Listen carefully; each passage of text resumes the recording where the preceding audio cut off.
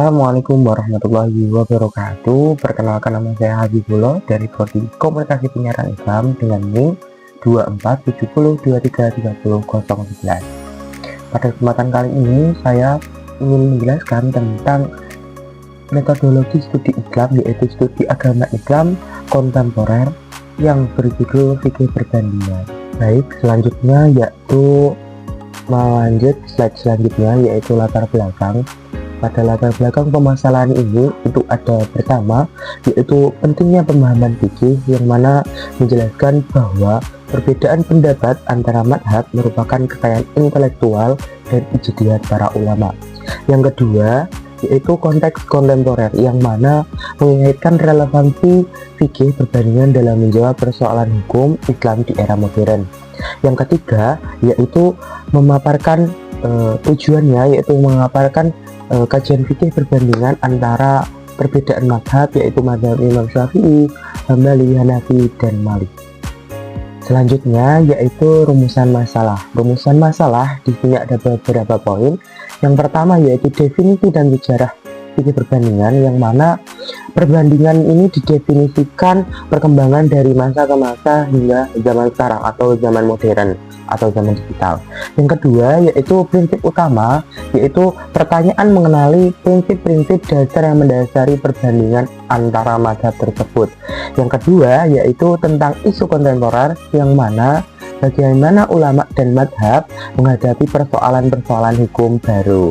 Yang terakhir, yang keempat, yaitu sikap kritis dan objektif, yang mana pentingnya pendekatan analitis dan toleransi dalam perbedaan hukum. Baik, selanjutnya yaitu pengertian dan sejarah fikih perbandingan. Definisi di sini ada beberapa poin. Yang pertama yaitu definisi al-fiqh al-muqarran, yang mana menyampaikan bahwa fikih perbandingan dalam suatu mengenal berbagai pendapat hukum dan mazhab itu berbeda. Yang kedua, adanya tujuan dan metodenya, yaitu bahwa tujuan ini adalah untuk menganalisis dan menilai argumen syar'i secara menyeluruh.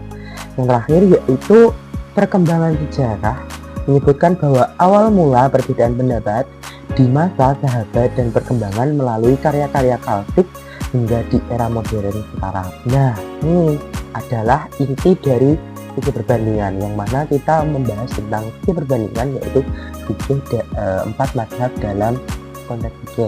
Yang pertama yaitu ada madhab dan karakteristiknya. Di sini ada madhab Syafi'i, Hambali, Hanafi, dan Maliki. Di sini yang pertama yaitu ada madhab Syafi'i, yaitu madhab yang seperti apa madhab Syafi'i tersebut, yaitu bersifat sistematik dalam menyusun usul fikih dengan prioritas kepada teks atau nas. Yang kedua yaitu madhab Hambali, yaitu menekankan keaslian hadis dan cenderung literal dalam interpretasinya. Yang ketiga yaitu madhab Hanafi, yaitu dikenal karena pendekatan rasionalnya dan penggunaan kias serta istihsan. Yang terakhir yaitu madhab Maliki, yaitu madhab yang menekankan amal ahlun dalam Madinah, alun Madinah, dan prinsip masalah dalam menetapkan hukum. Jadi setiap karakteristik dari madhab 4 tersebut memiliki karakter tersendiri. Selanjutnya yaitu prinsip-prinsip fikih perbandingan. Di sini ada 4 prinsip-prinsip.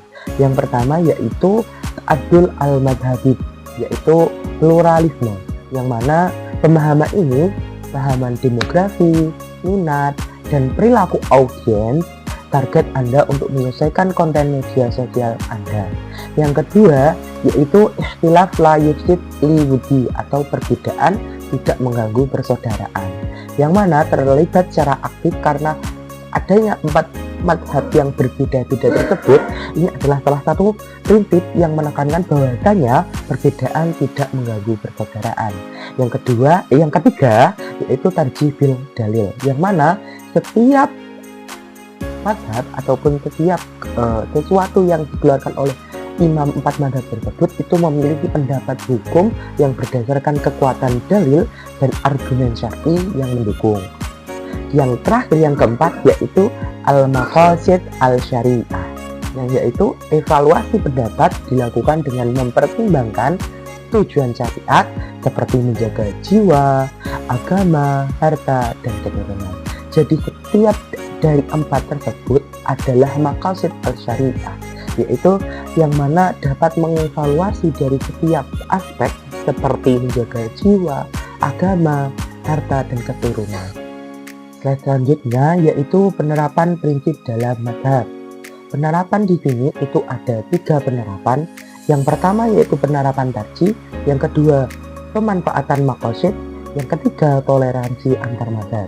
Jadi penerapan tarjih yang mana kita menjelaskan atau setiap mazhab ataupun setiap imam itu memiliki memberikan penekanan setiap dalil yang diucapkan oleh beliau dengan bentuk yang seperti apa, dengan referensi yang faktual. Yang kedua yaitu pemanfaat maqasid, yang tadi yaitu adanya pengevaluasian sehingga memunculkan adanya penilaian jiwa, agama, harta, atau keturunan. Nah, dari adanya tersebut itu bisa dimanfaatkan secara baik. Yang ketiga yaitu toleransi antar mazhab. Tadi pada slide sebelumnya yaitu ada prinsip al-ikhtilaf la yufsid illa wudi yang adanya yaitu ketika perbedaan pendapat itu tidak menjadi kehancuran dari persaudaraan. Nah, ini termasuk dari penerapan prinsip yang ketiga yaitu toleransi antar mazhab. Selanjutnya yaitu isu kontemporer ekonomi Islam. Di sini saya beberapa slide itu menjelaskan antara isu kontemporer di zaman sekarang. Itu ada ekonomi Islam, ada keluarga dan teknologi, ya perempuan dan globalisasi. Nah, dari tiap slide ini saya memiliki beberapa poin. Yang pertama yaitu di ekonomi Islam, yaitu ada hukum bunga dan bank. Yang kedua asuransi syariah. Yang ketiga pendekatan maqasid. Nah, melanjut dari isu kontemporer yang sebelumnya, ini ada isu kontemporer keluarga dan teknologi. Nah, di sini ada beberapa saya memasukkan isu yang mana sekarang menjadi problem di Indonesia maupun di luar negeri. Salah satunya yaitu bayi tabung, yang kedua ada donor sperma, yang ketiga ada impact teknologi terhadap hukum bangsa.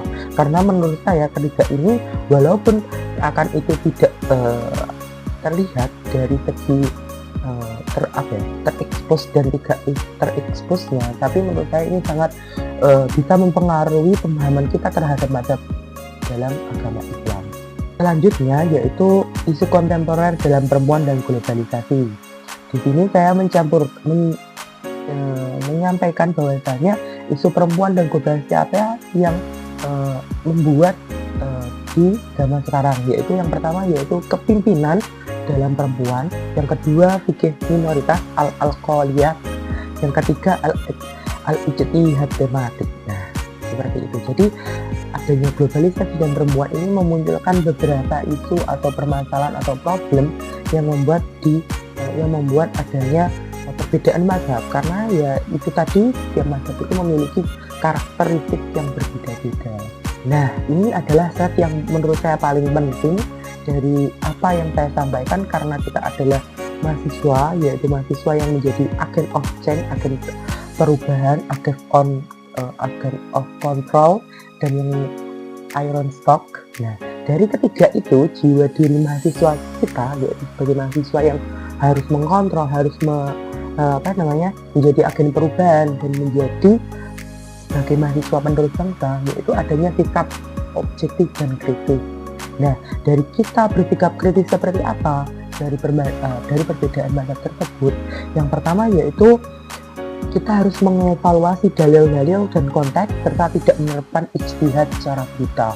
Jadi kritis kita ketika kita menyampaikan ataupun kita melihat, oh ternyata dalam Imam Syafi'i, dalam Imam Hanafi itu memiliki dalil yang kuat, akan tetapi jangan itu dibuat sebuah acuan. Akan tetapi kita harus menelisik lebih dalam bahwasanya ada sesuatu permasalahan ataupun latar belakang yang membuat perbedaannya tersebut. Yang kedua, sikap objektif, yang mana sikap objektif seperti apa yang kita harus lakukan? Yang pertama yaitu mengedepankan penghormatan terhadap perbedaan mazhab tersebut sehingga menciptakan dialog ilmiah yang sehat antar mazhab. Karena apa? Ketika kita menggunakan salah satu mazhab, ketika kita berpendapat dalam suatu forum, maka itu akan menjadikan sebuah masalah. Karena apa?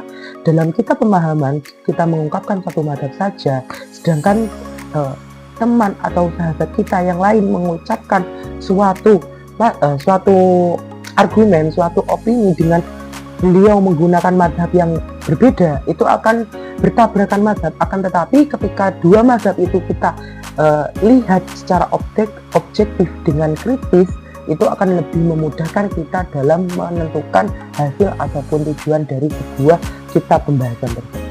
Nah, ini slide terakhir yang kita tunggu-tunggu, yaitu slide yang mana mencakup dari keseluruhan dari penyampaian saya dari awal hingga sekarang, yaitu adanya kesimpulan. Yang pertama yaitu ada relevansi fikih perbandingan. Karena apa? Ketika itu tidak relevan ataupun tidak sesuai nyata atau tidak seperti aslinya, seperti itu kan. Jadi kita harus melihat dari relevansi fikih perbandingan. Yang kedua yaitu merangkul perbedaan sebagai rahmat. Nah, ini yang salah satu menjadi digarisbawahi, karena merangkul perbedaan, merangkul dari beberapa pendapat madhab yang menggunakan dalil ataupun nas yang sudah tertera dalam setiap madhab, itu menjadikan sebuah perbedaan yang akan menimbulkan rahmat. Seperti itu. Yang terakhir yaitu pentingnya pendekatan kritis dan objektif. Karena apa? Kita adalah mahasiswa adalah penerus bangsa, sebagai agen kontrol, agen of change. Nah, ini sangat penting dalam kita menyikapi adanya fikih perbandingan. Jadi apa yang saya sampaikan ini semoga bermanfaat. Dari saya, akhir kata, wallahu muwaffiq ila aqwamit thoriq. Wassalamualaikum warahmatullahi wabarakatuh.